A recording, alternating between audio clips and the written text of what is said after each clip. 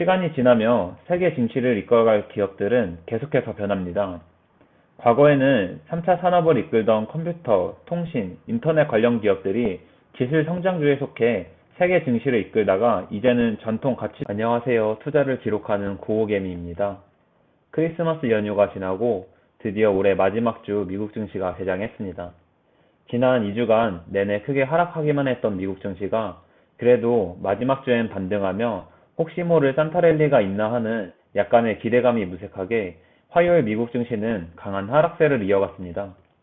특히 엔비디아, 테슬라가 크게 하락하며 주요 빅테크 기업들이 힘을 쓰지 못하고 있어 유독 나스닥만 마이너스 1.38% 크게 하락했으며 S&P 500은 약보합 수준인 마이너스 0.4%, 다우존스는 오히려 상승하여 플러스 0.11% 마감했습니다.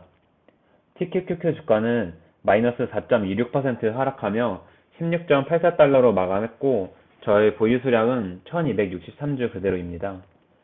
위 S&P 500 맵을 보시면 아시겠지만 화요일 미국 증시는 빅테크 기업들이 대부분 빨간불이 들어오며 유독 약한 모습을 보였습니다. 특히 많은 서학개미들이 투자하고 있는 테슬라는 지난 12일 월요일부터 주가가 하락하기 시작해 지난 목요일 마이너스 8%, 금요일 마이너스 9%에 이어 화요일 마이너스 10% 넘게 하락했고 2주 만에 170달러에서 40% 가까이 하락하며 110달러까지 내려왔습니다. 최고점 대비 70% 정도 하락한 수준입니다. 빅테크 기업 중 유일하게 버텨주던 애플마저 최근 힘을 쓰지 못하고 하락하며 장중 52주 신고가를 기록했습니다. 몇몇 전문가들은 애플마저 크게 무너져야 진짜 바닥이 나온다는데 애플이 지난 화요일 연저점을 이탈하며 21년 6월 주가로 되돌아갔습니다. 엔비디아의 경우 지난 10월 저점부터 약 70% 가까이 크게 반등했으나 최근 2주간의 하락장에서 급등한 것에 대해 다시 크게 조정받고 있으며 화요일 마이너스 7% 넘게 하락했습니다. 그 외 빅테크 기업들을 살펴보면 그나마 마이크로소프트가 변동성을 줄이며 잘 버텨주고 있고 구글, 아마존, 메타 등 주요 기업들은 힘을 쓰지 못하고 있습니다. 이렇게 개별 종목들이 상승장 때는 다 같이 상승하기에 문제가 없지만 하락장 때는 각 기업의 비즈니스 모델과 해당 산업의 전망 등이 모두 다르기에 주가가 천차만별이고 저는 각 개별 기업들을 분석할 만큼의 실력이 없어 나스닥을 추종하는 ETF에 투자하고 있습니다.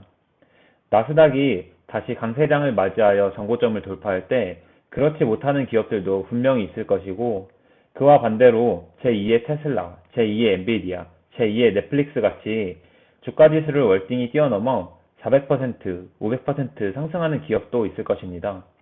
어떤 종목이 그렇게 될진 모르지만 4차 산업으로 진입한 현 시점에 결국 미래를 이끌어갈 기업은 맥도날드, 코카콜라, 존슨앤존슨, 질레트, 월마트, 엑슨모빌, 쉐브론 같은 기업들이 아닌 분명 양자 컴퓨터, 인공지능, 클라우드, 로봇, 자율주행, 바이오, 신재생 에너지와 같은 성장 기술주들입니다.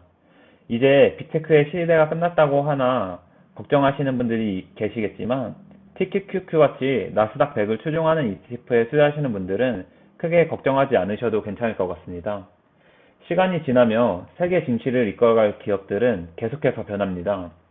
과거에는 3차 산업을 이끌던 컴퓨터, 통신, 인터넷 관련 기업들이 기술 성장주에 속해 세계 증시를 이끌다가 이제는 전통 가치주가 됐고 자동차, 스마트폰, 소프트웨어, 플랫폼 기업들이 세계 증시를 이끌다가 이제는 서서히 가치주로 변하고 있듯이 또다시 새로운 기술주들이 등장해 나스닥과 세계 증시를 이끌어갈 것입니다. 그리고 앞서 말했듯 앞으로는 양자 컴퓨터, 인공지능, 클라우드, 로봇, 자율주행, 바이오, 신재생 에너지와 같은 산업 분야에 속한 기업들이 세계 증시를 이끌어갈 주도주가 될 것이며 우리가 투자하고 있는 구글, 마이크로소프트, 아마존, 테슬라, 엔비디아 같은 빅테크들이 이미 그 시장을 선점하며 추후 격차를 벌리고 있습니다. 따라서 본인이 투자한 개별 종목이나 ETF의 펀더멘탈이 변하지 않았다면 흔들림 없이 투자를 진행하시면 될 것 같습니다. 어제 빅테크 기업들의 움직임 이외에 발표된 경제지표를 살펴보면 이번 달 계속 발표되는 부동산 지표를 통해 확실히 꺾이고 있는 미국의 부동산 경기를 확인할 수 있습니다. 화요일 발표된 주택가격 지수는 예상보다는 덜 하락하는 모습을 보였으나 주택가격 하락과 함께 댈러스 연준 제조업 활동 지수가 예상보다 안 좋게 나오자 시장 참여자들은 미국 경기가 꺾이는 것을 점점 더 확실히 하고 있습니다. 채권 시장을 살펴보면 일본 중앙은행이 내년 1월에도 장기채 변동 상한선을 올릴 수 있다는 전망과 중국이 코로나 리오프닝 등의 이슈로 채권 시장의 불확실성이 증가하자 10년물 국채 가격은 크게 하락하고 국채 금리는 급등해서 3.9%를 앞두고 있습니다. 2년물 국채를 살펴보면 최근 23년 2월에 50bp 금리 인상을 전망하는 시장 참여자들이 계속해서 증가하자 2년물 국채 금리 또한 박스권을 넘어서 계속 상승하며 어느새 4.4% 근처까지 올라왔습니다.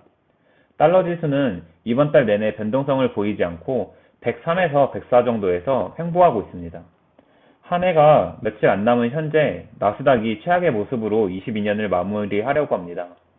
현재 추세로만 보면 이번 주나 23년 초에 또 한 번 저점을 깨고 내려갈 것 같은 모습입니다. 이에 따라 시장은 계속해서 공포 구간에 머물러 있고 테슬라를 보시면 아시겠지만 시장 참여자들은 이제 매도가 매도를 부르는 패닉셀이 나오고 있습니다.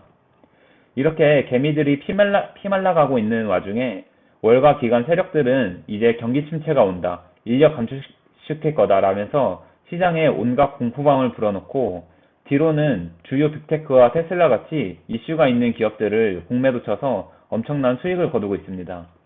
그러나 우리만은 이럴 때일수록 시장 분위기와 감정에 휘둘리지 않고 침착해야 합니다. 워렌 버핏은 버크셔 주주총회에서 이렇게 말했습니다. 우리가 주식 투자로 큰 돈을 벌 수 있었던 것은 우리가 똑똑하거나 잘나서가 아닙니다. 우린 그저 남들이 모두 바보같이 행동할 때 정상적으로 행동하려 노력했을 뿐입니다. 이번 하락장을 이겨내는 방법은 전략적으로 포트폴리오를 교체하거나 해지하는 등 거창한 게 아닙니다.